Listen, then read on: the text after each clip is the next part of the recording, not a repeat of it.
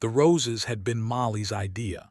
300 of them, cream and blush, wound through the banquet hall in garlands, so carefully arranged that the guests had spent the better part of the evening complimenting the florist, a woman who did not exist. There was no florist. There was only Molly, who had risen at 4 in the morning for 6 consecutive days, whose fingers still bore the thin red lines of thornwork, and who now stood at the edge of the hall and addressed the color of dishwater, refilling crystal glasses as though she were furniture. She didn't mind the roses going unattributed. She had stopped expecting credit the way one stops expecting rain in August, not bitterly, simply practically. What she minded, if she was honest with herself, was the noise. The laughter that was too large, the music tuned just sharp enough to ache, and the sound of her stepsister Clarissa holding court at the center of the room like a woman who had been rehearsing this moment since birth. Clarissa was beautiful in the way expensive things are beautiful, deliberately, exhaustingly, without warmth. Her gown had cost more than most families in the village earned in a year, and she wore it with the expression of someone who believed this to be entirely appropriate. Beside her stood her new husband, Lord Fenton, a pleasant enough man who had the eyes of someone already slightly confused by his own wedding. Molly moved along the periphery, tray in hand, invisible by design. "You've missed a spot on the third table." She did not need to turn to know the voice. Lady Marin, her stepmother, had a particular tone she reserved for Molly alone, not quite a whisper, not quite a hiss, but something threading precisely between the two. A voice engineered to wound without witnesses. "I'll see to it," Molly said. Lady Marin was a handsome woman in the way that cold things are sometimes handsome, sharp features, excellent posture, a mouth that smiled most convincingly when it was planning something unpleasant. She had married Molly's father 8 years ago when Molly was 15, and had spent every one of the years since conducting a quiet, thorough erasure. Not dramatic enough to be called cruelty by outsiders, just consistent enough to be called a life. "And your hair," Lady Marin added, already turning away, "is a distraction." Molly reached up and tucked a loose strand behind her ear. Her hair was dark and abundant and entirely unwilling to be managed, which Lady Marin had always treated as a personal affront. She moved on. The hall was full of faces she recognized distantly, county nobility, friends of Lord Fenton's family, a scattering of London guests who had arrived with the particular energy of people who found the countryside charming for exactly 4 hours before growing restless. It was one of these London guests, an older woman with a silver wrap and the forthright manner of someone who had long ago stopped caring what people thought, who stopped Molly near the east window. "My dear," the woman said, with genuine warmth, "I don't believe we've been introduced. Are you a relation of the Ashford family?" Molly blinked. "No, ma'am, I'm—" "She has your mother's eyes, doesn't she, Dorothea?" The woman had turned briefly to her companion before looking back at Molly. "Forgive me. I only ask because you carry yourself remarkably well. One notices, in a room full of people trying very hard." It was such a simple thing, a sentence, an observation without agenda, and yet something in Molly's chest tightened with an ache she couldn't entirely name, because kindness, when it arrived unexpectedly, had a way of illuminating exactly how long its absence had been. "You're very kind," Molly said softly. She did not see Lady Marin watching from across the room, but Lady Marin saw her. It was perhaps 20 minutes later that Molly became aware of being watched from a different direction entirely. She couldn't have said what made her look up, some shift in the quality of attention, perhaps, some change in the air.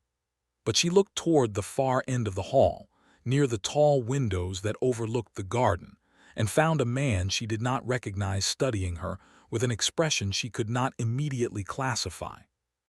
He was tall, dark-coated, with the kind of stillness that didn't come from shyness but from discipline, a man who had learned to take up less space than he was entitled to, not because he doubted himself, but because he was always watching. His face was angular, serious, and entirely uninterested in performing enjoyment for the room around him. Their eyes met for exactly 1 second before Molly looked away. She didn't know who he was. She would learn shortly that he was the Duke of Calloway. But in that moment he was simply a stranger who had looked at her not as furniture, and not as a curiosity, but as a person. It was, she thought, peculiar how disorienting that could be. The disaster, when it came by way of Portia. Her younger stepsister had always possessed a gift for engineering accidents with perfect deniability, and the elbow she placed into the back of Molly's arm as she passed was so swift, so practiced, that no one in the immediate vicinity marked it as deliberate. The tray tilted. The glass closest to the edge slid. Red wine crossed the air in a graceful, damning arc, and landed on the ivory sleeve of a nearby gentleman who drew back with an exclamation of displeasure. Portia was already elsewhere, expression serene. Molly set down the tray with careful hands, apologized to the gentleman in a steady voice, and had just straightened when she felt the grip close around her upper arm, Lady Marin's fingers, firm and furious, steering her without ceremony through the side door and into the corridor beyond. The hallway was dim, lit by a single wall sconce, and the noise of the reception became suddenly muffled, as though the world had drawn a breath. "Useless," Lady Marin said, and her voice in the quiet was a different thing entirely, stripped of performance, raw with contempt. "I give you one evening, one simple task, and you embarrass this family in front of Lord Calloway's." "It wasn't my fault," Molly said, quietly, evenly. The slap came fast. Not a dramatic thing, not the kind that makes onlookers gasp in theater. Just a sharp, flat impact against her left cheek that snapped her head to the side and left a silence afterward that rang. Molly did not cry. She had learned, a long time ago, how to hold the place inside herself that pain tried to reach and close a door over it. She simply turned her face back, chin level, eyes clear. Lady Marin raised her hand again, and then it stopped. A hand had closed around Lady Marin's wrist, not violently, not urgently, but with the absolute, unhurried certainty of someone who had never once in their life needed to raise their voice to command a room. Lady Marin turned, and what crossed her face in that moment was something Molly had never seen there before. Fear. The Duke of Calloway stood in the corridor entrance, his dark eyes moving from Lady Marin's wrist, which he still held loosely, as though it were something he'd picked up and found uninteresting, to Molly's face. He released Lady Marin's wrist without looking at her again. Lady Marin took one step back, then another, and then she was straightening her gloves and making some sound of departure, and her footsteps were retreating down the corridor, and then there was only the sconce light and the muffled music and the Duke standing 3 feet away. He looked at Molly. He did not offer pity. His expression was not soft. It was simply honest, direct, like someone who had decided to stop pretending he hadn't seen what he'd seen. He stepped closer, and when he spoke, he bent his head slightly so that his words reached only her, a low and unhurried sound beneath the distant strings. "You are the most dignified person in this room. Do not let her take that from you. And do not leave, I have not finished speaking with you." Molly stood very still. Her cheek burned. Her hands, she realized distantly, were entirely steady. And for the first time in longer than she could accurately remember, she felt not rescued, not pitied, not managed, but seen, completely and without agenda, as though she had been standing in a room her whole life where all the mirrors faced the wrong way and someone had simply, quietly turned one around. She looked up at him. "You don't know my name," she said. The Duke's expression shifted, not quite a smile, but the architecture of one, somewhere in the corners. "No," he said, "but I intend to." The garden at dawn belonged to Molly. This was not a claim anyone had granted her. It was simply a truth that had established itself over years of early rising, of stolen quiet before the household woke, and the day became a series of instructions. She would come out in the gray half-light with her shawl pulled close and walk the gravel paths between the hedgerows, and for one unobserved hour, she was not a disappointment or a convenience or a shadow at the edge of someone else's celebration. She was simply a woman in a garden, breathing. It was in this garden, 2 mornings after the wedding, that she found the Duke. He was standing at the far end of the rose path with his hands behind his back, studying the bed of late-blooming climbers against the stone wall with the focused attention of a man who was not actually thinking about roses. He turned when he heard the gravel shift beneath her feet, and the look on his face was not surprise. It was something closer to relief, which unsettled her more. "You're awake early, Your Grace," she said, because it was a neutral thing to say. "I don't sleep well in other people's houses," he replied, with a frankness that seemed involuntary, as though honesty for him occasionally escaped before he could properly dress it. She should have turned back. She knew that. The corridor had been one thing, an accident of proximity, a moment outside the rules. This was a choice. But the morning was quiet and gray, and she was tired of making herself small, so she walked to the other end of the rose bed and crouched to examine a stem that had come loose from its tie, and she said nothing, and neither did he, and somehow that became the first conversation, the comfortable shape of two people not needing to fill silence. He found her again the following morning, and the one after that. It was never arranged. That was the thing she turned over in her mind later, when sense tried to reassert itself. There was no design to it, no engineering. He was simply there in the in-between places, the library at the quiet end of morning, where she went to return books she'd borrowed, and he went, apparently, for reasons he did not initially disclose. The kitchen garden on Thursday, where she was tying up the last of the autumn herbs, and he arrived from a walk looking like a man who had chosen a direction at random. "You're following me," she said on Thursday, without looking up from the lavender. "I'm walking," he said, "in the kitchen garden. It's a large property." She looked up. He looked for just a moment like a man who had been caught not guiltily, but with a flicker of something younger than his face usually allowed. She returned to the lavender, but she was smiling at the ground, and she suspected he could tell. Their conversations grew. That was the only word for it, not deepened, not intensified, simply grew, the way things do when left in good conditions. She forgot, incrementally, to be careful. She told him about her father's library, the one she had been quietly barred from after Lady Marin sold half the books.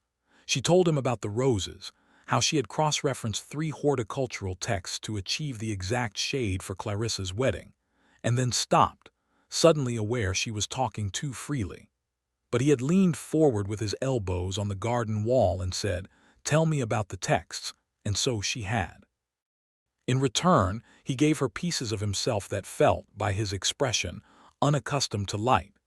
He told her about the engagement, a woman in London, 2 years prior, whose feelings for him had been precisely as warm as his estate's annual income required. He told her without bitterness, but with the particular flatness of someone who has metabolized a lesson they wish they hadn't needed. He told her he had been largely avoiding society since, which she thought might explain the sleeping poorly in other people's houses. "You stayed, though," she said carefully, "after the wedding." He looked at her steadily. "Yes." She did not ask him to elaborate. She was becoming afraid of the answer.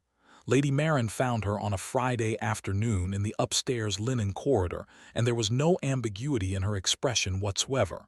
"I know what you're doing," she said. "I'm folding napkins," Molly said. "Don't."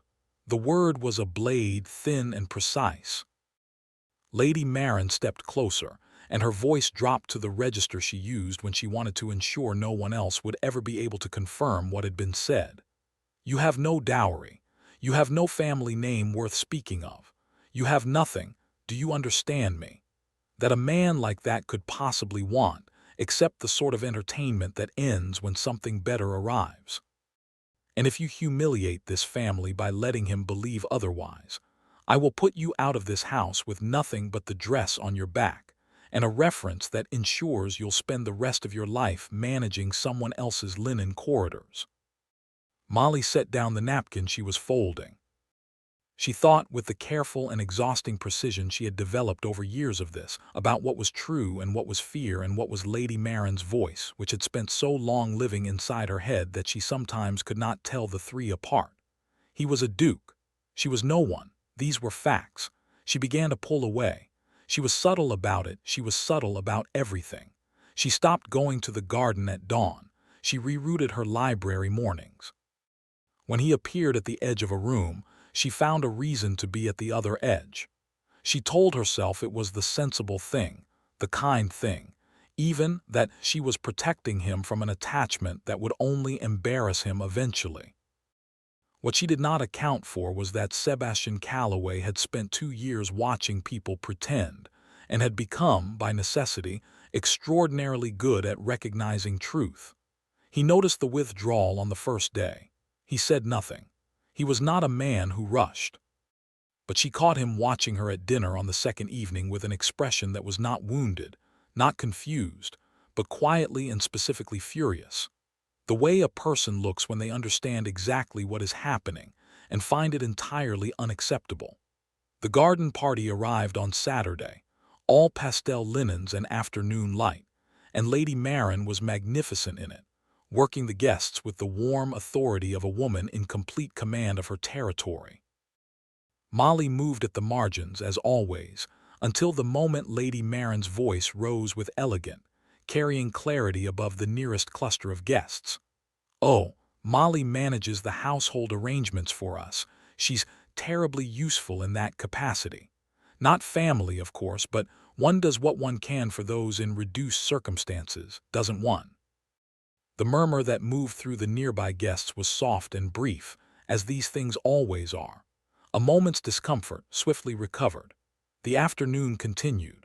Molly stood in the middle of the sunlit garden, surrounded by roses she had planted, beneath garlands she had hung, and she raised her chin, and she did not move, and she did not speak, and she did not, by any outward measure, break.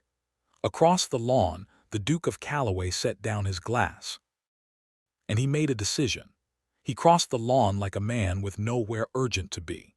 That was the thing about Sebastian Calloway that Molly had come to recognize over the course of 2 weeks. He never hurried, never performed, never arranged his movements for an audience. And yet every person between him and the center of the garden seemed to sense something in his trajectory and quietly step aside, the way water moves around a stone that is entirely certain of its position. He reached her side and said nothing for a moment. He simply stood there in the sunlight next to her, present and deliberate. And then he offered her his arm, not urgently, not theatrically, but with the unhurried ease of a man performing the most natural action available to him. The garden went still in the way that only humans can make a space still, through the sudden redirection of collective attention. Molly looked at his arm, then at his face. His expression said, quietly and without room for negotiation, "I have decided. The only remaining question is whether you'll let me stand here looking foolish."